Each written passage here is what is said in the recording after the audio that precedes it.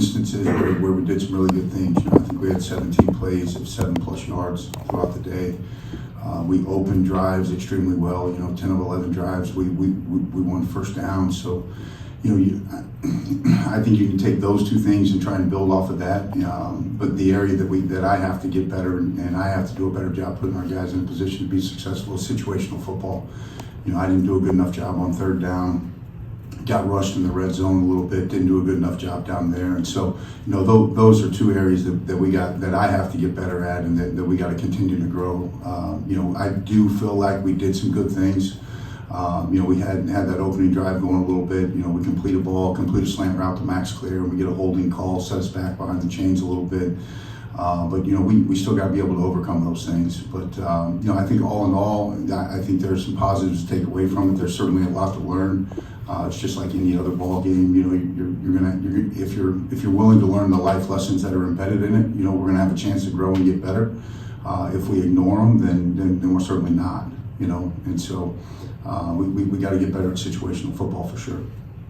On the two drives in the first half, where you guys got inside the 5, just what did you see on film that kind of led to those stops?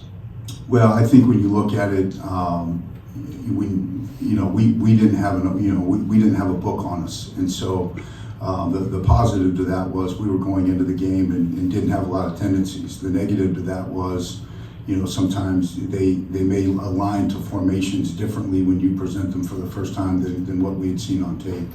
And so I think it was a little bit of that. Again, part of it falls on the play call. I didn't give our guys the best chance, I could have down there to be successful and for us to get touchdowns. And so I think it was a little bit of everything. It was a little bit of a mixed bag down there. But it's certainly a learning experience for us and something we're going to grow and get better at this week. And what went into the decision for you to call plays from the field as opposed to the box? Feel more than anything else. I've spent a large part of my career on the field coaching. I can feel it, I can see it. I had an opportunity to talk to Hudson in between drives, on what he saw, what he liked, what he didn't like, what he was comfortable with, what he wasn't comfortable with. And to be able to have some of those same conversations with our coaching staff when you can look somebody in the eye and you're not trying to have conversations over a headset helped. And so, I think for me, it's as much a feel thing as it is anything, but also be able to talk to Hudson and see what he's comfortable with, drive in and drive out.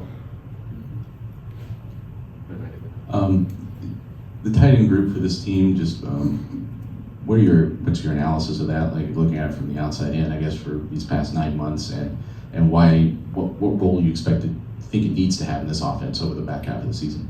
Well, I think when you look at what Max Clare and Drew Bibber have done for us, we've asked them to do quite a bit, and we got Ben Fertney on the field as well Saturday.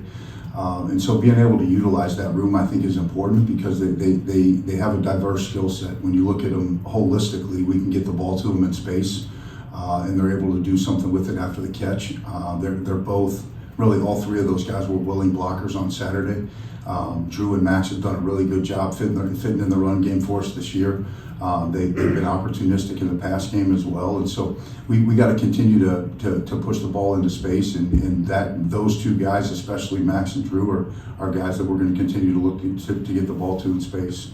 But yeah, I think when you look at our tight end room as a whole and what Coach Simmons has done with that group, he's done an outstanding job getting those guys ready to play week in and week out. You've coached a long time in the high school level in this state, including in some of the biggest programs, obviously. Is there something that you've seen over that time, a common denominator with Purdue or Indiana or whoever, when they're recruiting this state well? What does that look like? What are they doing well that finds the talent in a state that isn't known as a abundant football talent state? Well, I think when you look at the abundance of football talent in the state of Indiana, I think it's really evolved. Back in the 90s when I played in this state, there weren't as many guys as there are now that are FBS level players, and that are players that are going to go on and play at the Division I level. I think that number's consistently growing. A large part of that had to do with the influx of, I believe, of the Indianapolis Colts moving into town and making football important. Obviously, a lot of people are going to tell you that Indiana's a basketball state, but there's also really good football being played here. And When you can recruit the best players in the state of Indiana consistently, you're going to have an opportunity to have guys on your team that take a great deal of pride and put that Purdue jersey on week in and week out.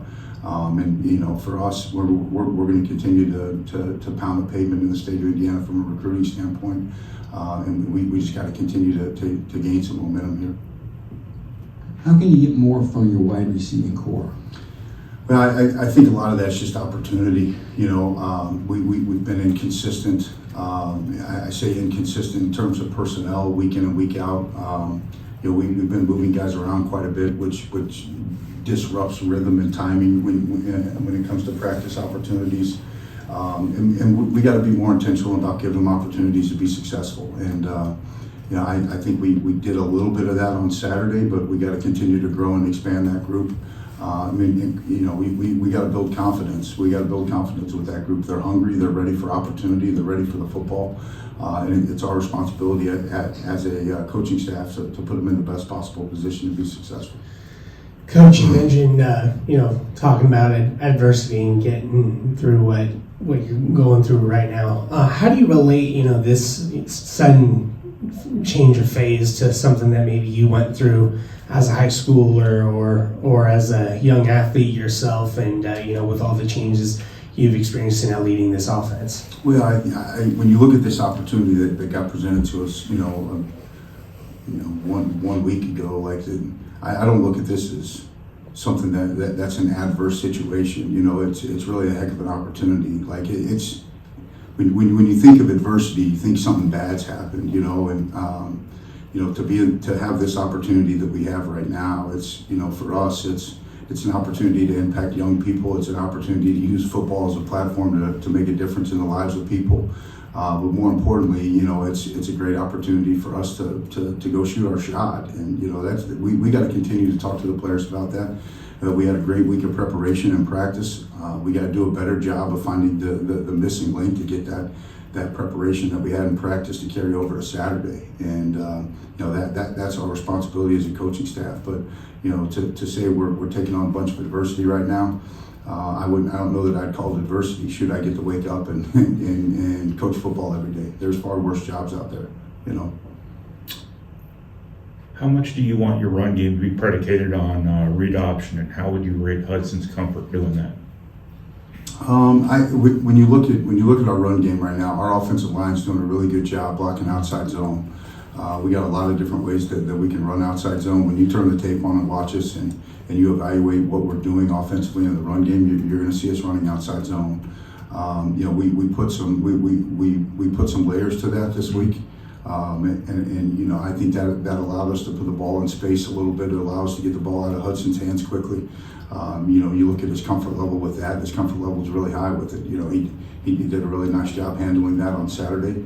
And we got to continue to find ways to do that. We got to find ways to get the ball in space. We got to find ways to get the ball out of his hand quickly. And we got to continue to add layers to our run game to help us. Any more questions for Coach Simmons? All right.